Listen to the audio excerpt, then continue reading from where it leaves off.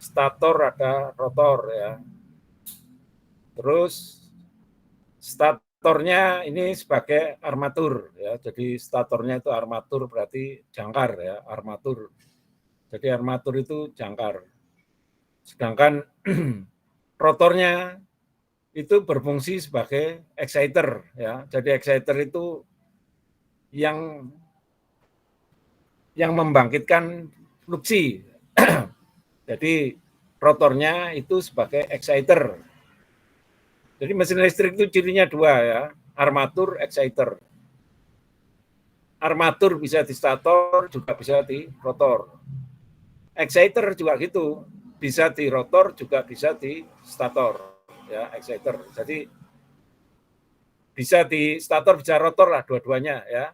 Nah, khususnya untuk mesin sinkron yang AC ya. Jadi ini mesin sinkron untuk pembangkit listrik AC ya.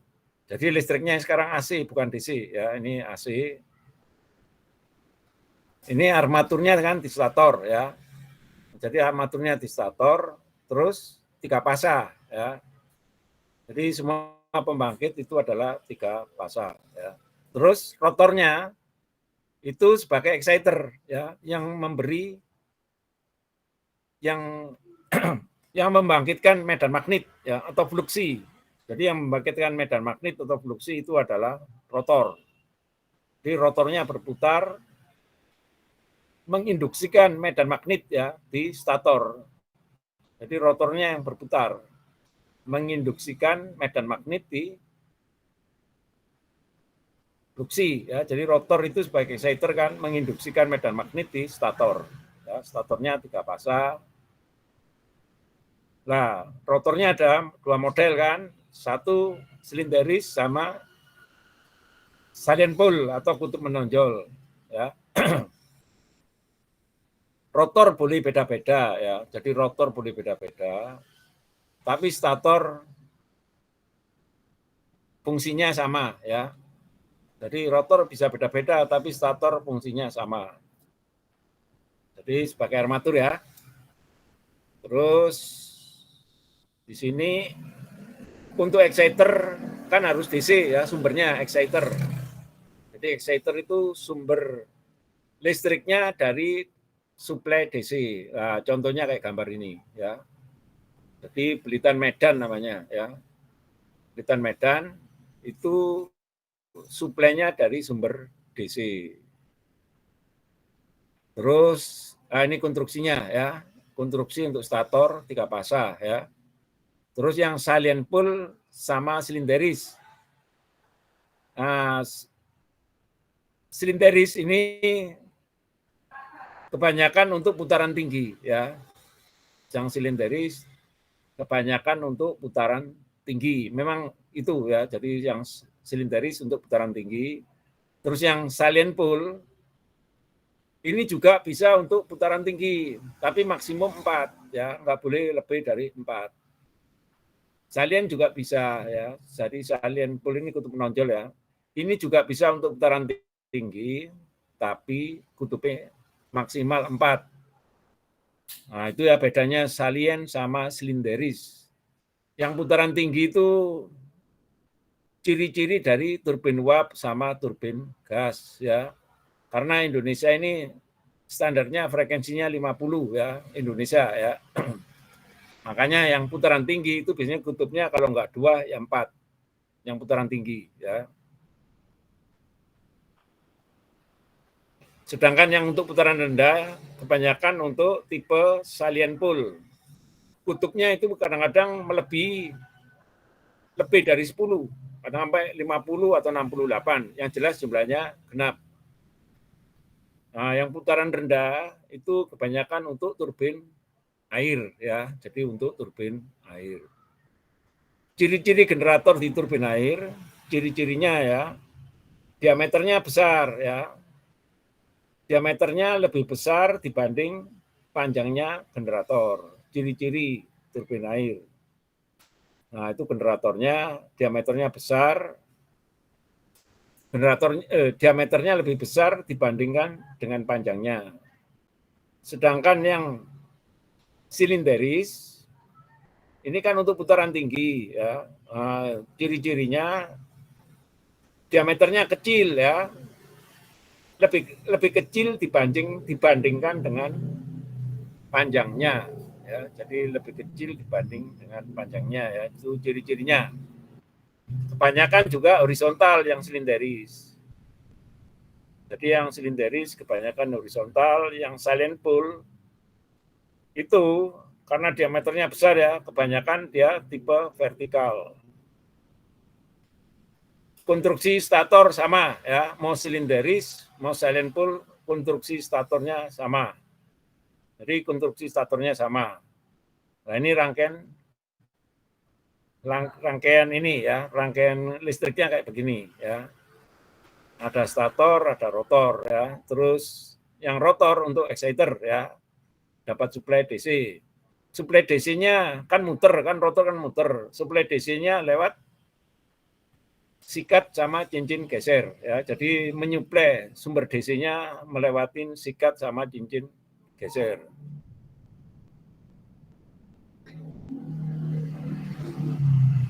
Nah, ini udah ya pengertian itu ya. Nah, ini ya, ini kalau stator dibentangkan ya.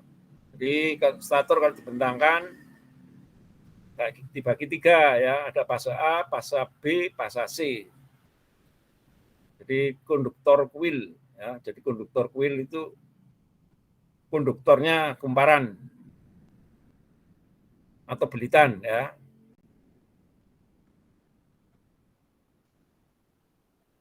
Nah, di sini untuk udah ada couplingnya ya, coupling fase A, fase B, fase C ya. Nah, contoh di sini fase A ada 4 alur di sini, dapat coupling 4 alur fase A ya. Jadi kalau pas ya pokoknya 4 alur ya, ini 4 alur. Alur atau slot ya, susunannya kayak begitu. Ini untuk generator yang besar ya. Jadi generator yang besar itu menggunakan pendingin hidrogen ya. Jadi menggunakan pendingin hidrogen. Karena dayanya besar ya, daya besar berarti ampere kan besar ya. Jadi ampere besar itu menimbulkan panas yang tinggi ya. Jadi pendingin yang efektif itu dalam menggunakan hidrogen ya. Udara sama air kurang. Nah, yang efektif menggunakan pendingin hidrogen. Jadi pembangkit besar itu pendinginnya menggunakan hidrogen ya. Nah, hidrogen itu bahaya ya, bisa meledak ya kalau ada percikan api. Nah, di sini tegangannya tinggi ya, ciri-cirinya gitu. Pembangkit yang besar itu biasanya kalau daya yang besar ya, itu tegangannya tinggi ya. Jadi sampai 30 kV kadang-kadang ya. Terus dinaikkan lagi ke trafo ya. Nah, kalau udah masuk trafo dia dinaikkan lagi sampai 500 kV. Nah ini ya, ini konstruksi ya. Ini makanya di sini terminalnya gini namanya busing ya. Jadi busing itu terminalnya menggunakan isolator keramik. Jadi isolatornya menggunakan isolator keramik. Nah ini ya, HP busing. Jadi antar pasa itu jaraknya jauh ya. Karena apa? Mencegah tegangan tembus ya atau breakdown. Jadi antar pasa itu jaraknya jauh. Nah ini sistem pendinginnya, piping untuk menyalurkan pendinginan hidrogen ya. Nah, di sini warnanya kuning di generatornya ya. Ini warna ini udah distandarisasi ya. Di pipa-pipa kalau di jadi pipa-pipa ya kalau di utilitas itu distandarisasi ya. Jadi kuning kebetulan di sini untuk hidrogen ya. Yang umum itu clear hijau sama biru ya. Kalau hijau itu hijau untuk air ya, sedangkan yang biru untuk udara. Jadi udah ada standar warna untuk pipa. supaya nggak keliru ngambil gitu. Ini udah barang. Nah ini yang menggunakan pendingin udara ya. Nah, di sini konstruksi ini ada satu unit ini ada 2 generator ya. Satu generator utama ya. Satunya lagi generator auxiliary. Ini ya yang ada tulisan exciter valve. Ini ada generator lagi ya, namanya generator auxiliary ya. Nah, ini generator auxiliary ini untuk menyuplai sumber DC ke rotor ya. Jadi rotornya kan perlu suplai sumber DC. Nah, ini ada generator ya. Jadi generator kecil ya. Jadi generator kecil satu sumbu ya, satu poros dengan generator utama. Ini membangkitkan AC kan. Nah, membangkitkan AC disearahkan ya sama rotating rectifier. Nah, jadi disearahkan sama rotating rectifier. Nah, setelah searah ya, nah ini maka dituliskan exciter valve. Ini dari rotating rectifier outputnya kan DC ya. Nah, DC-nya ini untuk menyuplai rotor ya. Rotor ini kan untuk exciter. Jadi ini satu unit ada 2 mesin. Ada generator utama sama generator auxiliary. Makanya di sini ada tulisan kan exciter armatur ya. Terus exciter medan. Nah, ini armaturnya ini keluarannya AC ya, exciter armatur ini loh. Keluarannya AC disearahkan dengan rotating rectifier ya. Nah, output rotating rectifier kan DC ya. Nah, itu disuplai ke rotor ya, disuplai untuk rotor. Jadi satu unit 2 generator, satu generator kecil, satu generator utama. Nah, nanti teorinya ada yang di belakang. Ini untuk monitor ya, monitor sistem pendingin di generator ya. Karena generator itu harus terpantau sistem pendinginnya, jangan sampai terjadi overheating. Karena operasinya itu berkesinambungan ya, nggak boleh putus. Kecuali di overhaul ya, itu pun harus ada pembangkit cadangan. Jadi itu ya, jadi operasinya itu sepanjang hari, sepanjang minggu, sepanjang bulan, bahkan sampai melebihi setahun. Makanya monitor pendinginnya itu sangat penting.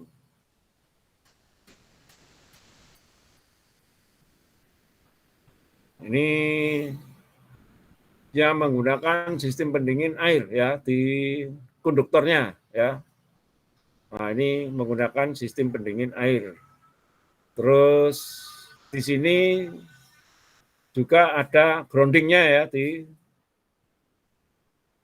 mana di konduktornya ini ya. Ini juga di grounding ya. Jadi grounding ini kalau isolasinya ada yang menyentuh ke bodi ya. Nah, ini dibuang ke tanah ya, ini untuk proteksi ya. Jadi untuk menjaga keamanan ya, mengingat tegangannya tinggi. Itu jangan sampai tegangannya bocor.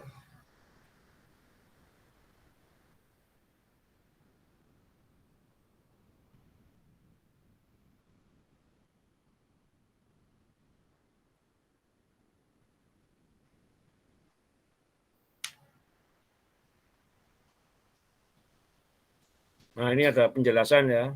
Di sini ditulis ya. Tegangan antara tembaga jadi tegangan antara tembaga dan header yang di grounded ya. Itu dapat dinaikkan sampai senilai tegangan pasanya. Jadi itu ya. Jadi intinya itu jangan sampai bodi generator itu misalkan ya isolasinya ada yang rusak ya, nah, itu kalau terjadi ya itu harus langsung dibuang ke tanah ya, di grounding. Grounding itu pun juga ada standarnya ya, ada caranya.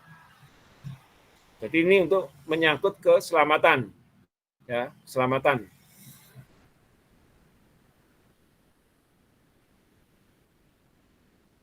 Nah, ini contoh sistem pendingin yang menggunakan hidrogen ya.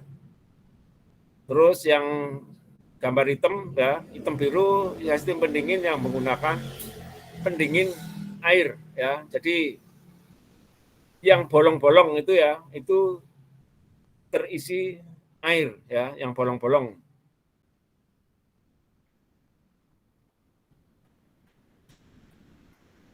Jadi yang bolong-bolong ini terisi air. Nah, konduktornya ini yang berbentuk plat-plat ini ya, atau batangan ini ya, berbentuk plat-plat karena ampere besar ya. Nah, ini yang namanya satu kotak ini namanya berkas ya, berkas konduktor satu inilah. Kalau itu jadi yang hitam ini ya, hitam biru ini ya. Ini kalau Anda bisa lihat itu sama dengan kuntuk ini, alir ini ya. Nah, ini nih. Yang gambar dibentangkan tadi. Nah, ini. Ini saking gedenya generator ya. Jadi satu alur gitu loh. Nah, ini ya. Yang tulisannya pasa A itu loh. Jadi pasa A ini kan namanya berkas ya. Satu berkas konduktor pasa A ya. Nah, itu modelnya kayak tadi.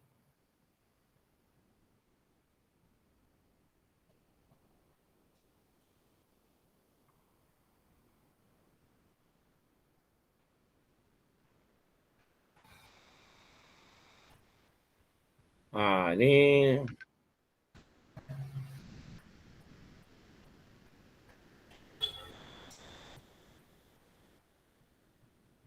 ini ya, ini Anda bisa melihat jari ya, jari tangan ini ya.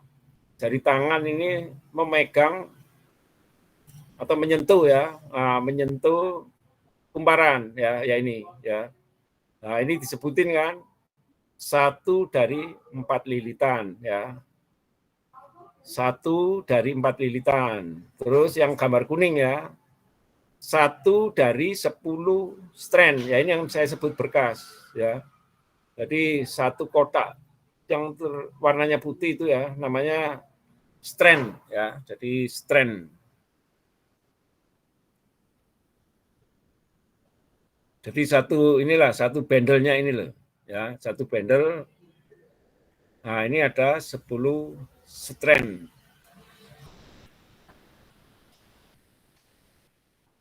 Terus di sini ada namanya ground wall ya, jadi lilitan. Nah, lilitan ini yang dinding pertahanan ya, ini ground wall ya, dinding pertahanan ya. Nah, terus ada strand insulation. Jadi tiap konduktor ini masing-masing terisolasi ya, jadi nggak nyambung, nggak menyentuh ya. Jadi batangan konduktor ini masing-masing terisolasi.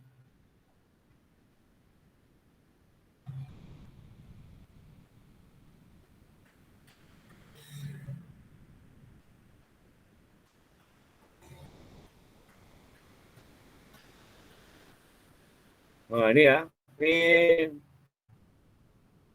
di sini tuliskan insulated copper bar ya. Jadi konduktornya berbentuk batangan ya. Jadi konduktor tembaga yang berbentuk batangan ditempatkan di alur ya, di alur untuk membentuk ya belitan 3 pasa ya. Jadi konduktornya ini berbentuk batangan ya, ditaruh di slotnya ya, di alurnya ya, untuk membentuk belitan 3 pasa. Nah, di sini ditulis ya laminated iron core ya. Jadi inti besi di stator ini ya, ini berbentuk lamel-lamel ya. Jadi berbentuk lamel-lamel ya. Jadi berbentuk lamel-lamel dengan alur ya. Jadi bukan besi pejal ya, jadi berbentuk lamel-lamel. Jadi ini kalau itu bisa protol ya. Ini loh statornya ini loh. Nah, ini yang stator ini kan untuk menempatkan alur-alur konduktor ya. Jadi untuk menempatkan konduktor di alur-alurnya ya, ini atau slot ya. Nah, ini berbentuk lamel-lamel, jadi berbentuk lembaran. Nah, ini tujuannya untuk menghilangkan rugi arus eddy ya. Nah, ini sudah selesai ya. Jadi ini review yang minggu kemarin ya. Terus di sini ada termokopel ya. Untuk memantau, jadi untuk memonitor ya, monitor temperatur di stator ya. Jangan sampai terjadi overheating. Jadi ada standarisasi sesuai dengan standar kelas isolasi. Nah, ini ada penjelasan ya. Di sini ada penjelasan komponen monitor ini ya. Nah, ini bisa jadi ya untuk membantu ya selama operasi pada operasi faktor daya leading ya. Jadi faktor daya leading kalau di generator sinkron itu artinya apa? Kondisi under excited. Jadi under excited itu eksitasinya kurang ya. Jadi masih di bawahnya standar eksitasi. Jadi under excited condition ya. Jadi kondisi eksitasinya di bawahnya ya. Jadi eksitasinya kurang. Jadi itu ya. Jadi ciri-cirinya apa? Kalau eksitasinya terlalu rendah itu menimbulkan panas ya. Karena generator itu kan jadi generator itu membangkitkan VA, yang pertama VA ya, terus diberi beban pertama VA ya. Setelah diberi beban itu akan menyuplai kilowatt ya sama VAR. Jadi tergantung VAR-nya. Kalau eksitasinya kurang, nah itu VAR-nya akan lebih besar ya. Kan ada watt ada VAR ya. Nah, kalau VAR-nya besar, itu artinya apa? Kondisi under excited. Nah, itu bisa menimbulkan panas di generator. Nah, ini ada penjelasan ya. Jika dimonitor ya, temperatur ini akan mengeset trigger ya. Sehingga apa? Alarm akan pokoknya alarmnya akan men-trigger alarm lah. Nah, ini ya. Ini untuk kasus keamanan yang maksimum ya. Jadi untuk kasus pengamanan yang maksimum berarti ada alarm yang bunyi. Ya, jadi pembangkit itu memang harus dijaga ya. Dijaga operasionalnya ya, harus continue, nggak boleh putus. Kalau putus berarti apa? Blackout.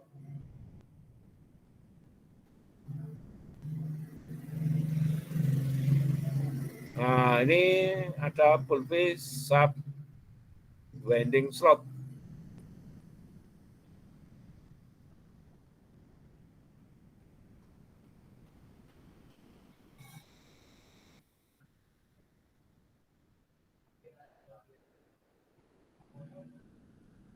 Ini foto dari rotor ya, yang belum ada.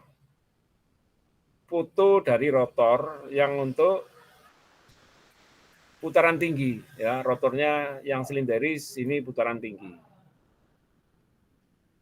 Jadi belum ada kumparannya.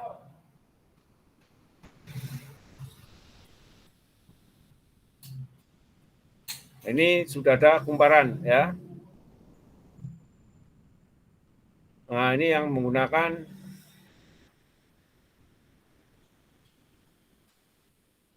pendingin fan ya rotornya. Ini berarti generatornya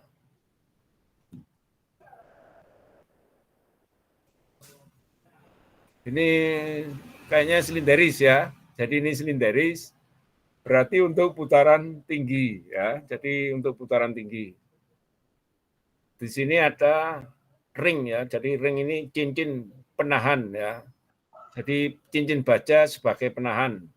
Karena apa? Putaran tinggi ya. Jangan sampai kumparannya akan protol atau brodol ya.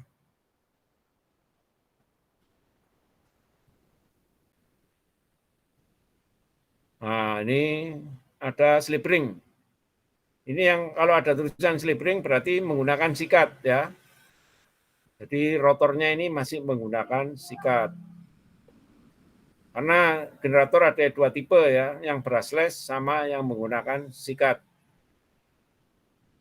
Nah, ini bearing jurnal ya. Jadi bearing jurnal ini berarti rotornya sangat berat ya. Jadi kalau rotornya sangat berat itu menggunakan bearing jurnal ya. Karena bearing jurnal itu sebagai bantalan poros ya. Karena dia sebagai bantalan poros berbentuk melebar ya. Nah, makanya bentuk melebar dia ada pelumasnya ya. Pelumasnya ini akan mendongkrak poros ya. Jadi operasionalnya pembangkit itu ada pompa ya, pompa untuk mensirkulasikan pelumas sebagai bantalan poros. Ya, jadi ada pompa tekanan tinggi ya, jadi pompa high pressure. Biasanya pompa gear pump ya, atau pompa sudu. Itu akan mensirkulasikan pelumas ya sebagai bantalan jurnal bearing. Nah, tujuannya bantalan kan mengurangi gesekan ya. Jadi pelumas di pembangkit ya itu berfungsi sebagai bantalan poros ya. Kedua sebagai pendingin, pendingin poros juga ya. Terus sebagai cleaning ya, sebagai cleaning itu ya. Jadi yang utamanya ke situ ya. Jadi sebagai bantalan atau seal ya, karena pelumas itu ada lapisan tipis yang namanya film. Jadi lapisan tipis yang namanya film yang berfungsi sebagai bantalan poros. Makanya kan pelumas itu ada tipenya ya kan, viskositasnya itu loh. Nah ini ya, ini macam-macam konstruksi dari rotor ya. Nah, generator dikoppel dengan turbin.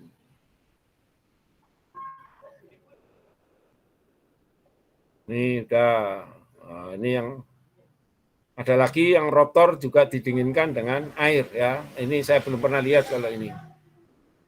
Jadi rotornya ini didinginkan dengan air. Ini yang sampai sekarang saya bingung ya. Barang muter didinginkan dengan air yang sirkulasi. Ini rotornya kan muter. Rotornya muter didinginkan dengan air. Gimana sirkulasinya ini saya nggak tahu. Tapi di teorinya ada ya. Nah ini ya, ini Anda bisa melihat ya, main generator rotor ya, terus exciter rotor. Ini yang generator yang auxiliary ya, exciter rotor ini yang generator auxiliary ya. Jadi ada generator auxiliary sama main generator.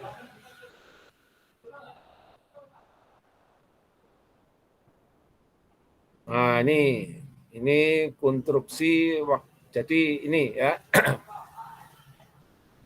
Rotor ini ya. Ini juga sudah disebutin ya. Stator white laminated iron core ya. Jadi inti besinya ini sudah dilamel ya. Jadi sudah dilamel-lamel itu sudah berbentuk plat-plat ya. Jadi tiap plat terisolasi ya. Ini tujuannya untuk memperkecil arus eddy. Nah, ini gambar yang bawah ya. Gambar yang bawah ini untuk pembangkit PLTA yang besar ya. Nah, di sini Anda bisa membayangkan ya, bisa melihat tangganya stator pun juga bisa masuk ya. Ini konstruksi stator ini ya, itu tangga bisa masuk ya. Ini Anda bisa membayangkan ya beratnya kayak apa ya, berapa ton.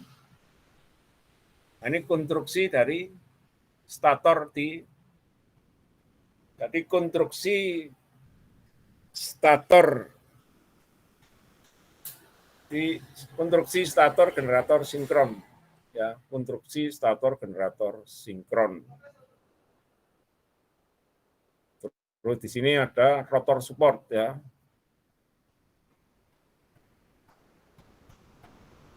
Ini kok jadi nongol.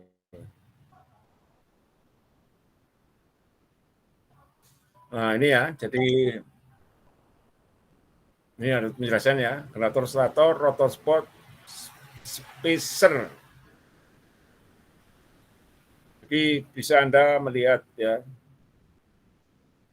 generatornya vertikal, diameternya besar ya. Jadi lebih besar diameternya dibandingkan dengan panjangnya. Nah, ini dia di bawahnya itu adalah turbin ya, di bawahnya ya. Di bawahnya adalah turbin karena di sini kelihatan guide fan-nya yang ini ya, ini guide fan. Guide fan ini untuk mengalirkan air ya, untuk memutar turbin.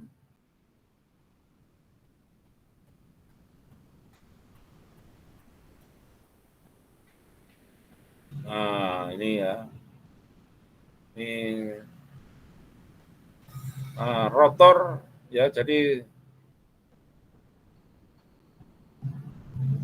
rotor ya, ini untuk,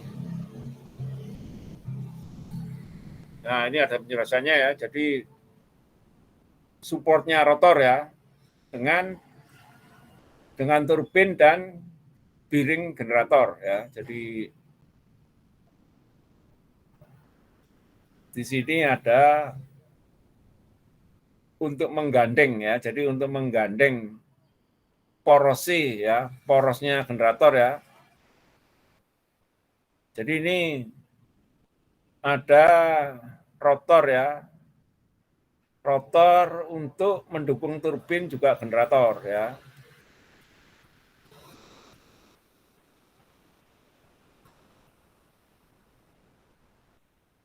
Ini di hidrogenerator ya, mikro pembangkit hidro. Siapa?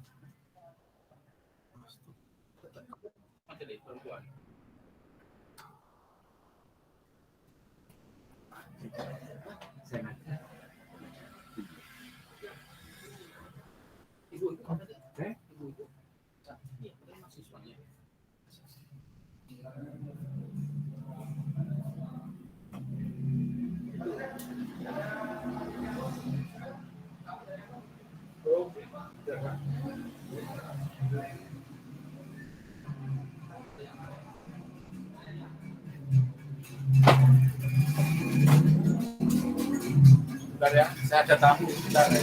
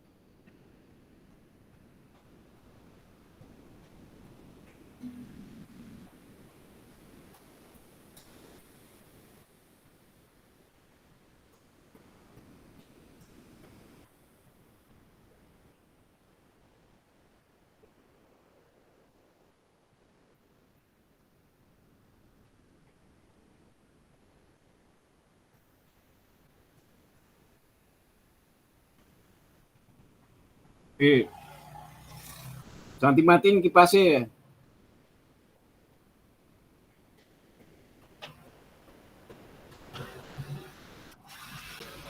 Halo? Halo? Iya Pak. Iya Pak. Oh, oke, ada tamu, saya keluar sebentar ya. Ya Pak, nggak apa-apa Pak. Baik ya, saya lanjutin ya. Jadi ini konstruksi di pembangkit hidro ya, atau air. Nah, ini baru sekarang. Nah, ini contoh turbin ya. Jadi ini generator, ya kan Anda bisa lihat ya, diameternya besar dibanding panjangnya. Jadi diameternya generator itu besar, lebih besar dibanding panjangnya maksudnya ya. Terus ada poros turbin sama generator nyambung ya. Terus di sini ini turbin air ya, ada wicket gate itu berarti sudu pengarah air ya. Sudu pengarah air untuk memutar runner-nya ya, atau turbin blade. Jadi turbin blade ini berfungsi sebagai runner untuk memutar generator ya. Nah, ini turbinnya turbin Kaplan ya. Alirannya aliran aksial ya. Jadi aliran aksial. Jadi aksial itu alirannya sejajar dengan poros ya. Jadi sejajar dengan poros. Satunya lagi ini turbin Perancis ya. Nah, kalau turbin Perancis ini alirannya radial ya. Setelah radial baru dia aksial. Ini turbin yang paling unik ya. Jadi ada radialnya juga ada aksialnya.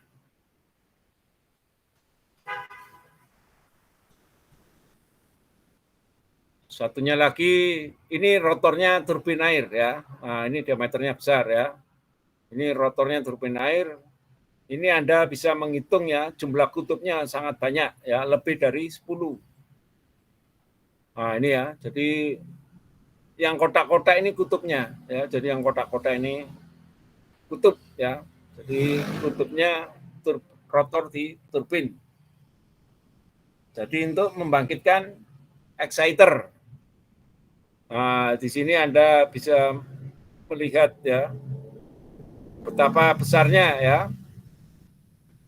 Jadi ini untuk membangkitkan medan magnet ini. Jadi ini rotornya segede ini untuk membangkitkan medan magnet. Karena kutubnya besar, banyak ya, kutubnya besar. Kutubnya banyak, berarti putarannya sangat rendah ya. Jadi frekuensi Indonesia kan 50 ya. Frekuensinya 50, kalau kutubnya banyak berarti putarannya rendah ya. Jadi putarannya sangat rendah. Jadi kayak orang berjalan muternya ya. Makanya suaranya enggak bising ya, tapi tenaganya jangan ditanya ya. Putaran rendah biasanya torsinya besar ya. Jadi tenaga putarnya ini sangat besar sekali.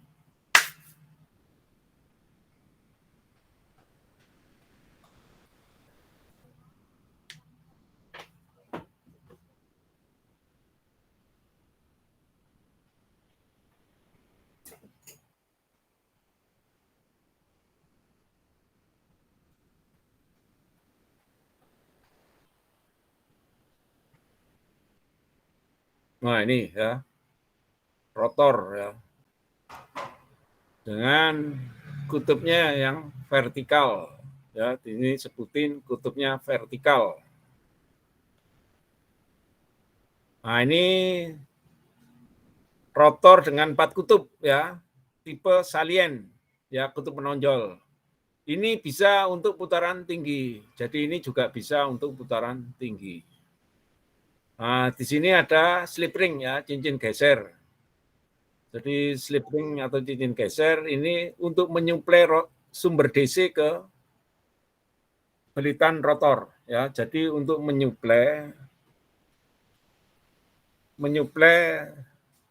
jadi suplai listriknya itu lewat slip ring ya, suplai listriknya. Nah, ini udah ditulis ya, DC eksitasi winding. Jadi belitan eksitasi ya. Jadi belitan eksitasi DC. Artinya apa? Dapat suplai DC.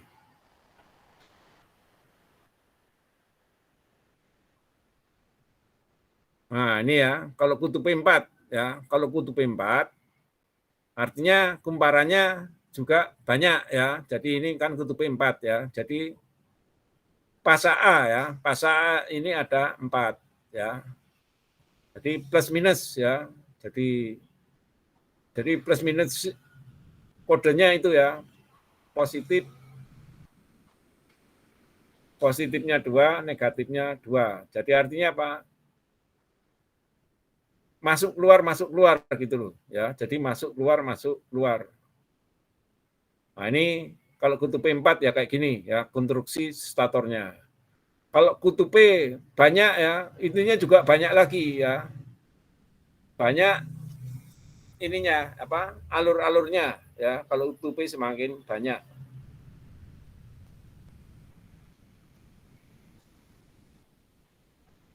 Nah, ini exciter tadi udah jelasin ya. Nah, ini ada penjelasan ya.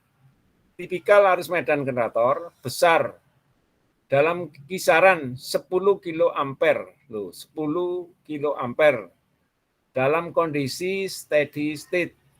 Namun sampai 15 kA bisa jadi diperlukan untuk periode waktu yang singkat. Jadi itu ya, ampernya itu sampai 10 kilo. Tapi tegangannya 500 volt ya, tegangan DC-nya 500 volt. Nah, kalau ampere besar yang pasti akan timbul apa? Panas ya. Jadi akan timbul panas. Di sini disebutin ya, rating exciternya pada 5 MB. Ya, bisa Anda mengerti ya, 5 MB. Jadi 500 dikalikan 10 KA ya, sekitar 5 MB. 10 KA berarti 10.000 ya. 10.000 kalau 500 dijadikan KV ya, 500 dijadikan KV berarti 0,5 kan.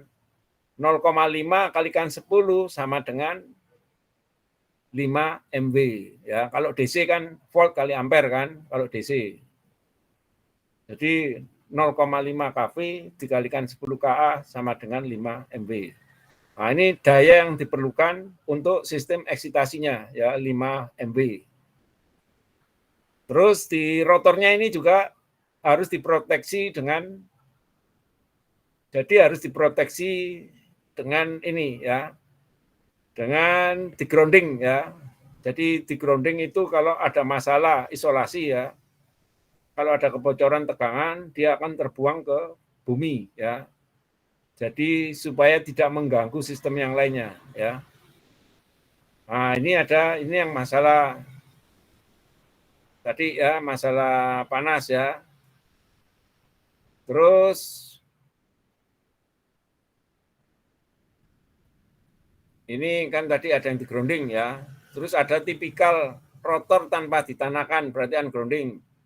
Konsekuensinya pertama kegagalan penentanahan. Terus tidak menghasilkan arus kegagalan ya. Jadi kalau tidak ada grounding, jadi kalau ada gangguan tidak bisa terdeteksi. Maksudnya gitu. Nah, sekarang kalau suatu bagian belitan rotor adalah kalau suatu belitan rotor ada masalah hubung singkat ya. Nah, itu akan membangkitkan eksitasi medan tak simetri. Jadi kalau eksitasi medannya tidak simetri, ini menyebabkan vibrasi ya. Nah, vibrasi itu ada kemungkinan kan bisa mekanik, bisa karena medan magnet. Nah, untuk kasus ini ya, itu karena masalah tak simetri di rotornya. Jadi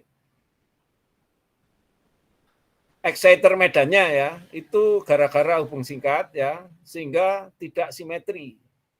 tidak simetri untuk menginduksikan ke stator itu loh. Tidak seimbang. Sehingga efeknya terjadi vibrasi. Kalau vibrasi itu memberi efek ya, bearingnya rusak, juga tidak alignment ya. Nah, itu akan timbul suara bising. Jadi itu ya, jadi banyak kalau gangguan ya. Jadi yang penting apa? Masalah perawatan.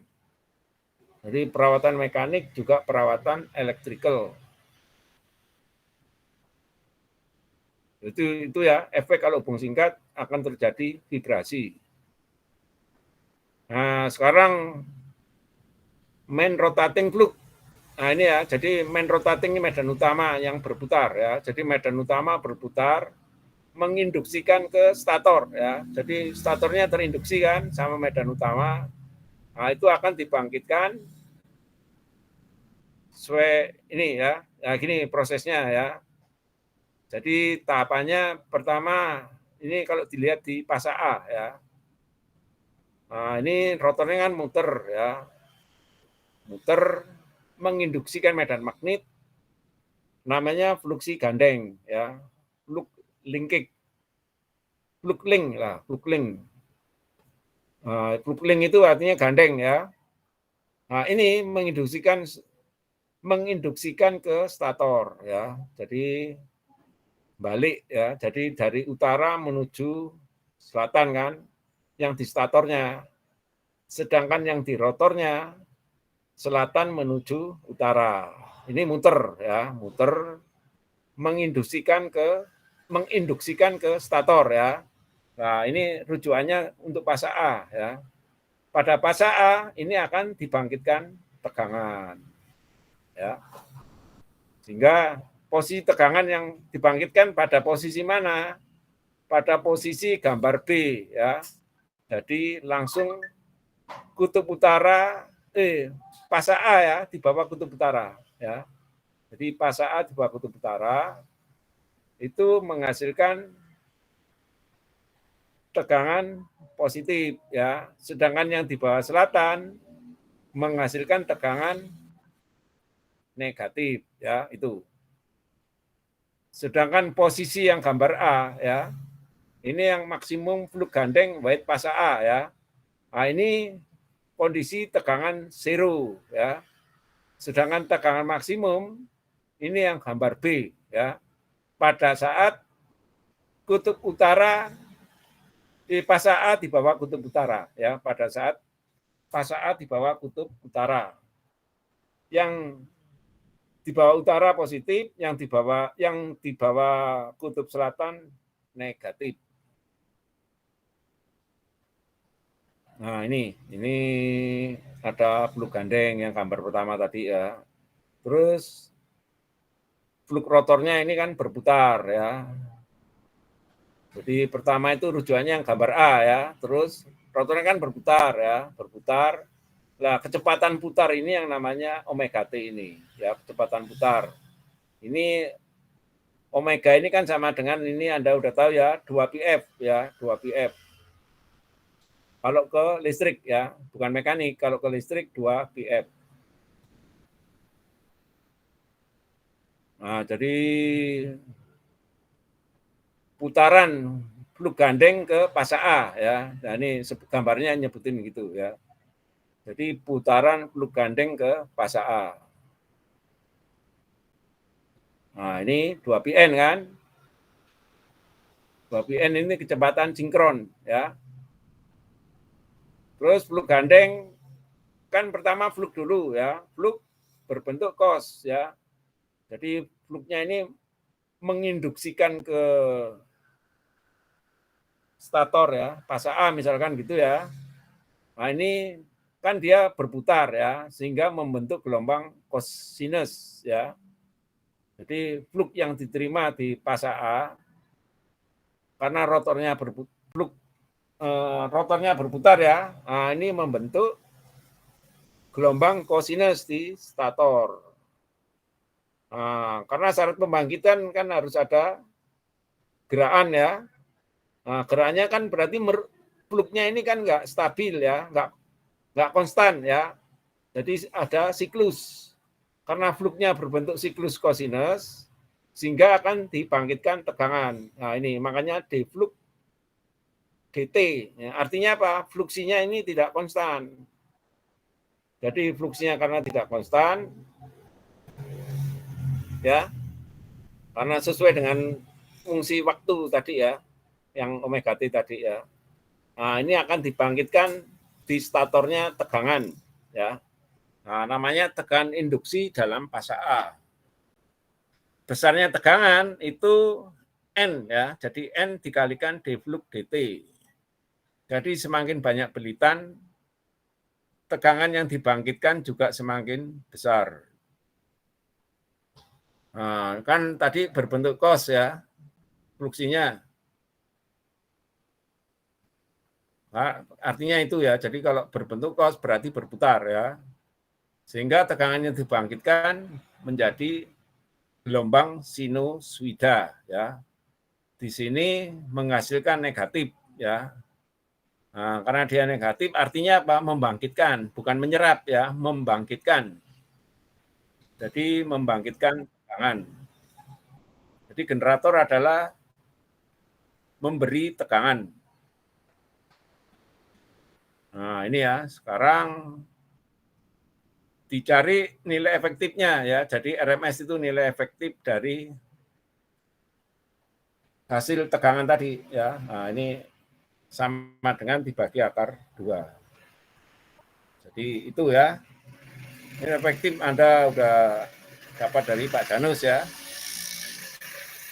Nah, itu tadi ya. Ini ada penjelasan yang tadi ya. Akan maksimum ketika fluk gandeng adalah 0. Yang terjadinya rotor adalah paralel dengan belitan fasa. Sebagaimana dalam gambar yang B tadi. Tegangan induksi 0 bila rotornya adalah tegak lurus, terutama pada fasa. Nah, tadi itu ya.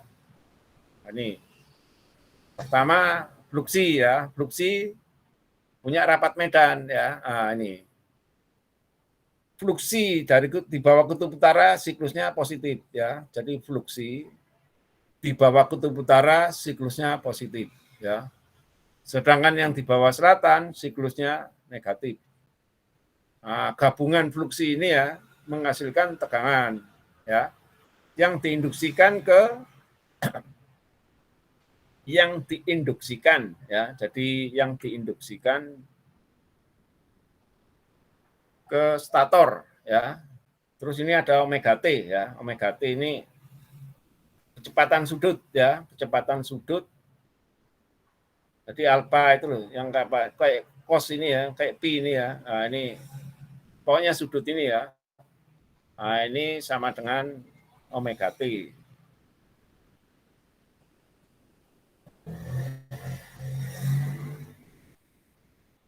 Nah, ini ya. Gampang kan? Jadi Anda bisa melihat di gambar sini ya. C di bawah kutub selatan, artinya apa? Siklusnya negatif ya. C di bawah kutub selatan, siklusnya negatif. Sedangkan A sama B itu di bawah kutub utara, tapi nggak maksimum ya. A sama B di bawah kutub utara, tapi tidak maksimum. Nah, gabungan 3 fasa ya, gabungan 3 fasa kayak begini ya. Jadi ciri-cirinya ya, kalau C-nya positif berarti A sama B negatif ya. Kalau C-nya positif maksimum, A sama B akan tidak maksimum tapi negatif.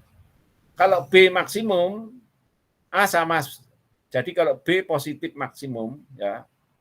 Jadi B positif maksimum. A sama C akan negatif tapi tidak maksimum. Nah, ini ya gambarnya kayak begini ya, siklusnya. Masing-masing fasa berbeda 120 derajat. Nah, ini ya, kecepatan sinkron sama dengan frekuensi per P2 ya. Nah, Anda tahu sendirilah.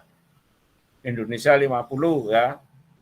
Kalau di Amerika 60. Indonesia menganut sistem Eropa ya. Ini sudah standar. Jadi frekuensi itu 1 detik 50 kali siklus, ya, 1 detik. Terus ini ya, fluk armatur, ya. Sekarang kalau generator diberi beban, ya, ini ya. Jadi generator diberi beban akan memproduksi arus dalam bilitan fasa. Arus beban 3 fasa setimbang, ya. Jadi arusnya seimbang dengan amplitude proporsional pada arus beban. Amplitude nilai puncaknya, ya. Fluk jangkar ini juga berputar dengan kecepatan sinkron. Jadi gini ya. Pertama, generator diberi beban, ya. Generator diberi beban akan timbul fluksi, ya. Namanya fluksi armatur atau fluksi jangkar, ya. Nah, fluksi jangkarnya ini berbentuk kosinus, ya. Jadi ada arus akan timbul fluksi jangkar, ya. Nah, ini udah ditulis, ya. I-arm itu arus jangkar, ya. Jadi arus jangkar itu arus armatur atau arus beban lah. Jadi generator diberi beban itu akan timbul ini udah ditulisin ya, I-arm ya, itu kan rumusnya ini ya. Nah, ini dengan ISTA wujud arus beban ya. Jadi generator diberi beban akan timbul arus. Nah, arus tadi menimbulkan fluksi di konduktornya. Nah, fluksi itu namanya fluksi jangkar ya atau armatur. Nah, berbentuk kosinus ya. Itu akan menimbulkan tegangan di stator. Ini nggak bisa dilihat ini. Nah, ini ya. Sekarang sebentar, jangan lihat ini dulu.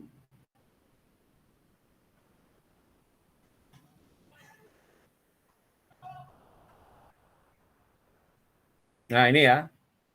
Jadi akan timbul tegangan jangkar. Ini tegangan armatur. Pertama tadi kan tegangan stator ya.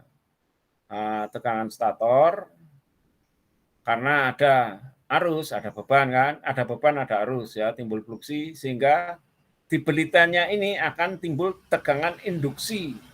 Di belitannya sendiri itu akan timbul tegangan induksi.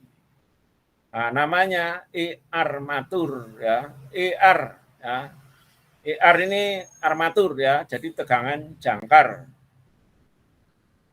Ya, jadi karena ada arus ya. Nah, ini namanya tegangan induksi sendiri. Berbentuk sinuswida juga. Ini yang karena ada arus ya.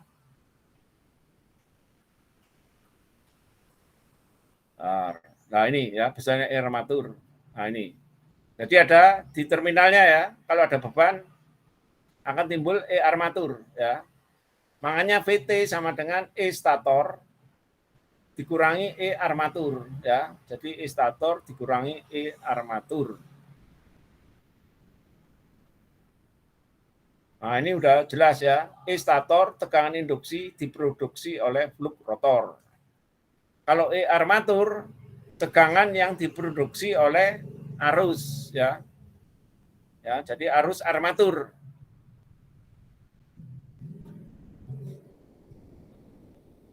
Nah, ini ada penjelasannya ya. Arus beban membangkitkan tegangan dihitung dengan persamaan yang 8 adalah proporsional dengan arus beban karena arus beban memproduksi fluk armatur. Induksi armatur dan perhitungan dari tekanan induksi menggunakan persamaan ya.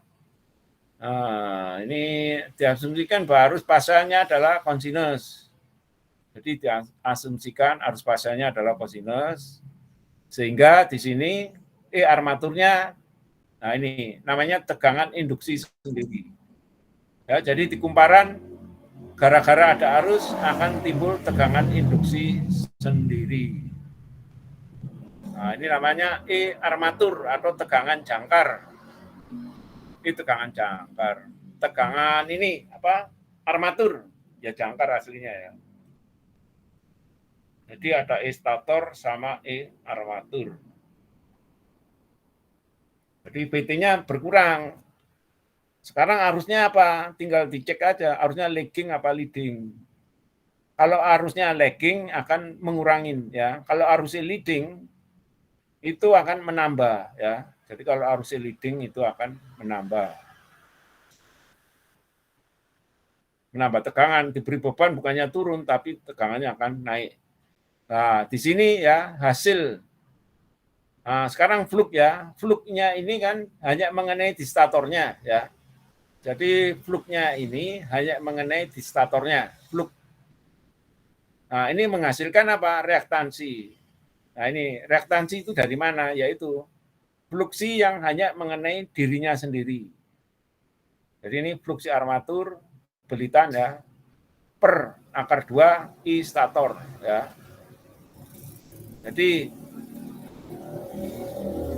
ada jelasannya ini ya, memberikan hubungan antara arus beban dan fluk yang dibangkitkan dan reaktansi jangkar ya. Di AC itu kan ada R, ada X ya, rangkaian AC listrik.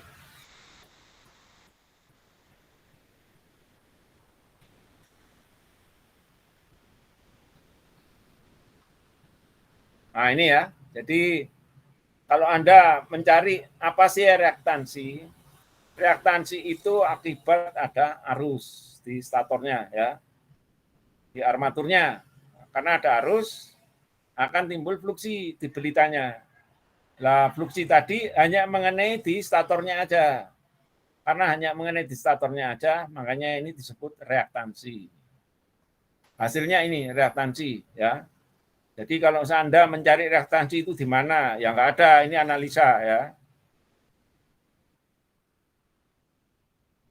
Nah, akhirnya menjadi gini ya.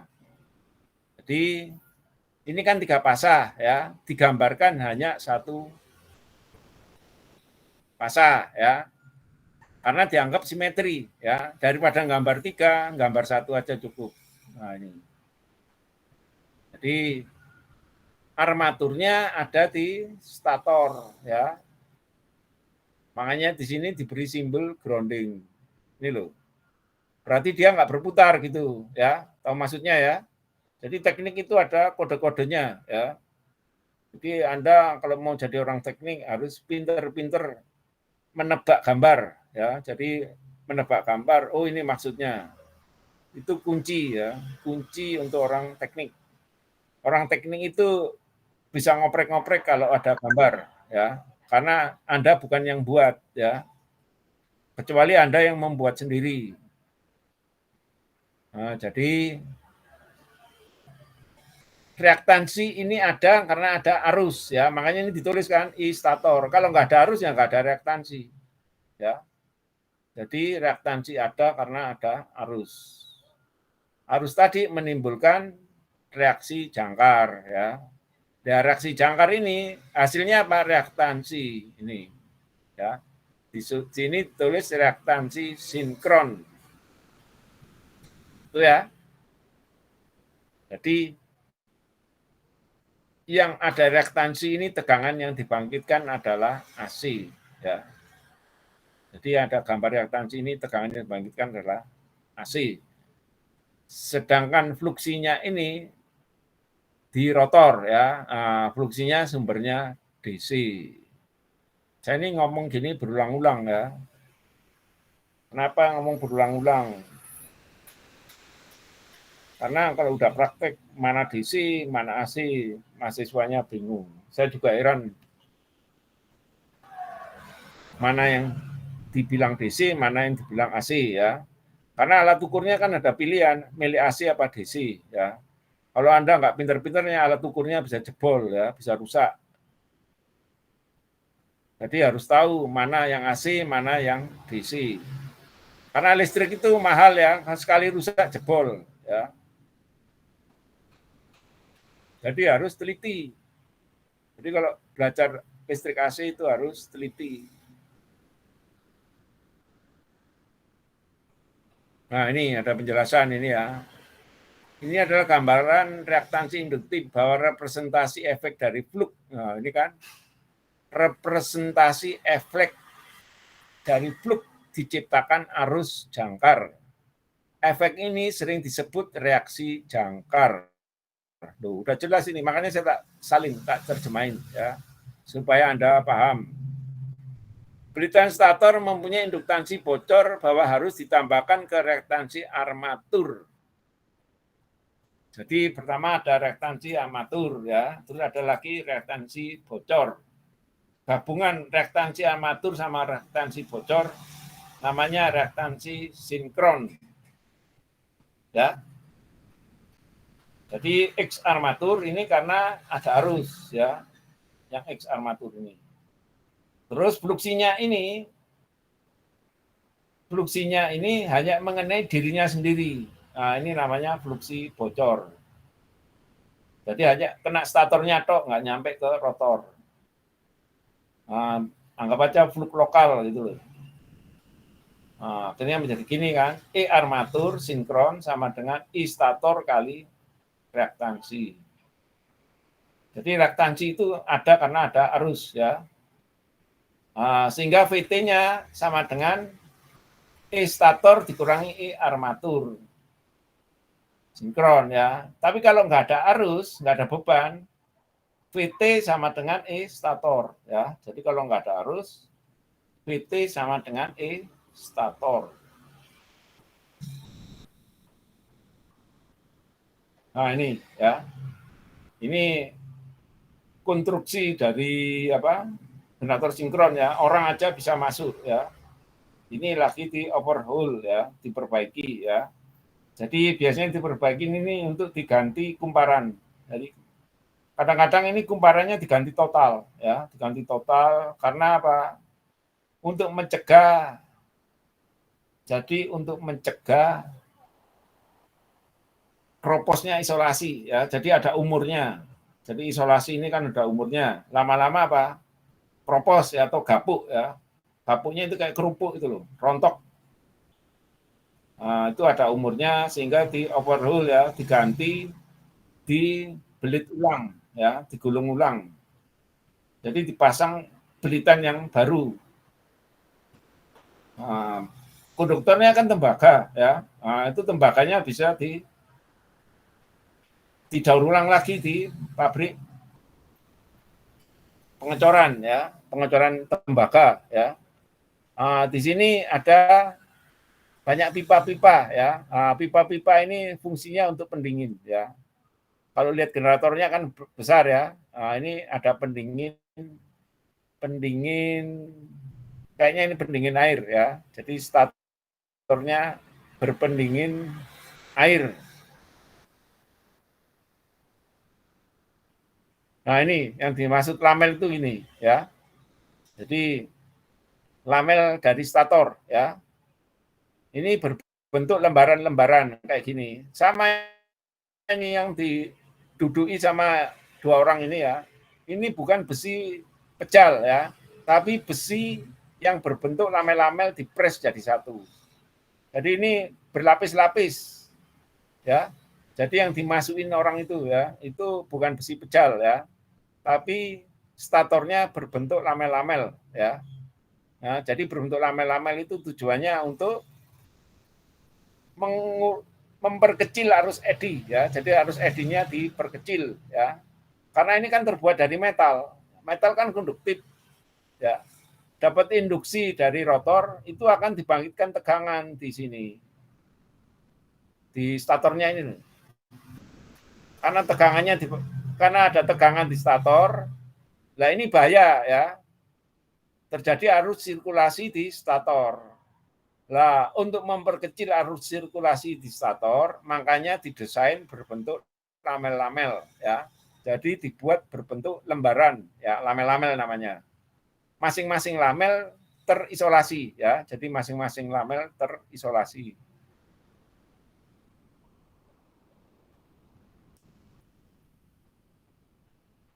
Nah, ini kumparannya ya. Nah, ini Anda urut sendiri lah. Ada yang berbentuk. Nah, jadi pokoknya 3 pasang ya. U pasangannya X ya, V pasangannya Y ya, W pasangannya Z. Nah, ini 3 pasang single layer berarti 1 lapis. Kumparan konsentris ya. Di sini 2P ya, P sama dengan 4 berarti kutub P Jadi kutub P4 ya, pasanya 3, alurnya 24. Nah, yang Ki kecil apa ini? Ki kecil ini istilahnya. Kok lupa ya, Ki kecil. Udah nggak tahu saya. Single layer. Pokoknya ini single layer. M itu pasa ya, pasanya 3, kutub 4, alurnya 24. Ini apa ya? Gini. Ya, pokoknya Q ini kalau menurut saya antara U sama X ya, V sama Y, Z sama W. Kode ini ya, kode pasa itu. Jadi U pasangannya X, V pasangannya Y, W pasangannya Z ya. Atau kalau kamu di lab energi ada tulisannya U1, U2 ya. V1, V2, W1, W2. Karena ada mesin listrik ya, satu pasa itu 2 kumparan ya. Nah, kalau ini satu pasa, 1 kumparan ya. Jadi satu pasa, 1 kumparan. Jadi ada yang double ya, double. Jadi double itu bisa diputus. Kalau ini kan enggak. Ini muter-muter ya, namanya konsentris ya. Ini bisa coba kalau diurut gini ya. U ya. U muter-muter ya, masuk 7 ya. Masuk 7 ke 2. Muter-muter-muter dari 2 keluar kan menuju ke 8 ya. 8 ke 1 muter-muter-muter sampai 1 keluar lagi ya. Masuk 19 ya. Masuk 19 muter-muter ya, 19 ke 14 ya, muter-muter, setelah muter-muter 14 keluar ya.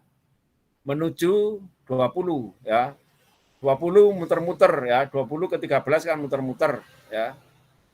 Muter-muter keluar sampai ya 20 kan 13 kan muter-muter. Nah, itu keluar ke 13 ya. Jadi U pasangannya X. Nah, itu contohnya ya. Nah, di sini tulisannya kan 24 ya. Nah, 24 berarti apa? Jumlah alur ya. Jumlah alurnya 24. Mudah-mudahan kamu mau belajar ya. Kalau kamu ingin jadi orang pintar, kamu harus belajar. Nah, ini ya, ini ada contoh lagi yang double layer ya. Jadi yang double layer itu ya, kan ada kode silang, ada kode titik ya. Jadi silang itu artinya masuk ya, silang itu masuk, titik itu keluar ya, yang titik dot. Nah, ini Anda bisa lihat ya. Keluarannya lapis atas ya. Terus masuknya lapis bawah. Ya. Nah, ini tadi itu muter-muter gitu ya, muter-muter. Satunya lagi ada pasa yang lain. Ada pasa yang lain ya di sini ya. Keluarannya, jadi keluarannya di lapis bawah ya, keluarannya. Masuk di lapis atas. Nah, ini ya. Nah, ini rancangan gelitanya. Ini contoh untuk yang double layer ya. Double layer artinya apa? 2 lapis. Nah, ini contoh yang double layer nih. Anda bisa ngurut sendiri ya kalau Anda mau teliti. Sambil latihan mata ya, sambil latihan mata Anda bisa belajar di sini. Belajar kumparan ya. Jiplak bagus daripada nggak ada sama sekali ya. Kalau Anda suruh merancang mungkin masih bingung ya. Lebih baik jiplak. Itu kan banyak tukang-tukang pengalaman yang membuat belitan ya di pabrik-pabrik, itu langganan pabrik biasanya ya, dia gulung ulang ya. Itu bayarannya mahal, itu ongkosnya mahal. Jadi biarpun Anda kalau udah pernah latihan, pernah udah adik ya, Anda pasti pinter.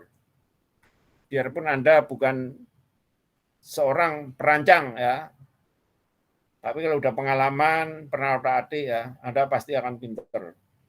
Yang penting mau action ya, mau action, mau bonek ya, modal nekat. Orang teknik itu harus berani ya. Biasanya yang hobi-hobi ya, yang hobi-hobi itu dia nggak takut kehilangan uang dia. Namanya hobi ya. Orang yang suka hobi teknik ya, suka oprek-oprek. Nah itu lama-lama instingnya jalan dia. Karena sudah biasa latihan oprek-oprek. Ya lama-lama cari buku referensi ya, cari buku referensi, lama-lama jadi jagoan dia. Orang yang sering otak-atik itu biasanya nanti kreativitasnya akan timbul sendiri. Makanya saya ngasih ini aja ya, ngasih signal. Anda anak muda ya, masa depannya masih jauh. Kalau orang pinter ya, Anda nggak bisa cari duit yang akan mengejar Anda ya. Karena Anda dibutuhin. Kalau Anda dibutuhin kan berarti duit yang mengejar Anda. Ya, ada duit. Pokoknya duit itu nggak bisa dicari. Ada orang yang butuh Anda kan dibayar. Artinya apa? Duit yang mengejar Anda gitu. Kan Anda tinggal ngomong nanti. Wani piro kan tinggal gitu. Nah itu ya, anak muda ini harus ini ya, harus semangat ya. Semangat. Jangan malas, jangan takut ya. Tapi dengan logika yang benar ya. Itu ya. Nah ini yang ini ya tadi contoh yang double layer ya. Ini contoh juga ini yang ini 24 alur tapi double layer ya, 2 lapis. Ada lapis atas, ada lapis bawah.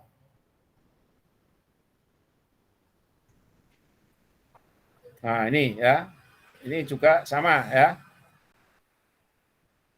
Ini kayaknya P ini kutub ya, jadi 2 kutub. Terus alurnya 24 ya. Ini ada kode lagi ya, ada kode U1, U2. Ya, yang selanjutnya dipikir sendiri ya. V1, V2, W1, W2 itu. Nah, ini ada notasi ya, yang huruf T itu loh. Itu artinya apa? Kisar kutub ya. Jadi P ini kisar kutub, jarak kutub. Jadi U1 ke U2, nah ini jarak kutubnya ini. Jadi U1 ini kutub utara ya, yang U2 ini kutub selatan.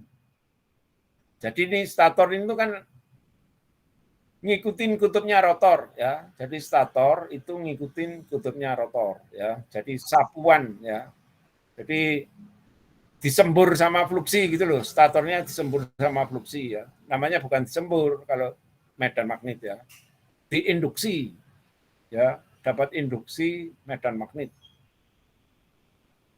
Karena nggak kelihatan ya, medan magnet itu kan nggak kelihatan.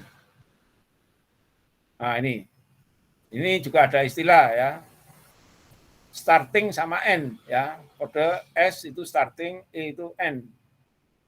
Oh ini ada tulisannya ya ini. Jadi start sama ujung ya, start terus ujung. Nah, ini macam-macam gambar rangkaian ini ya, gambar rangkaian belitan. Wah ini Anda kalau hobi ya, hobi oprek-oprek motor-motor listrik, mesin-mesin listrik. Kalau zaman dulu banyak yang hobi ya. Untuk apa? Tamiya.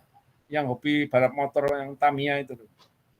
Dulu kan urusannya duit ya. Sampai lomba-lomba dapat juara itu. Sekarang udah nggak ada yang hobi main Tamiya. Nah ini penjelasan minggu depan aja ya ini ya. Kayaknya capek ngomong ya. Nah, nanti kita ikutin minggu depan aja ini. Sambil nanti tak peragain. Apa sih putaran medan stator ya? Percuma ngomongin sampai detail, Anda nggak nyambung nanti. Ini udah tak kebut nanti. Baik, Pak. Ya. Nanti tak kebut. Baik, kita akhiri sampai sekian ya. Baik, Pak. Nanti Ya, Pak. minggu depan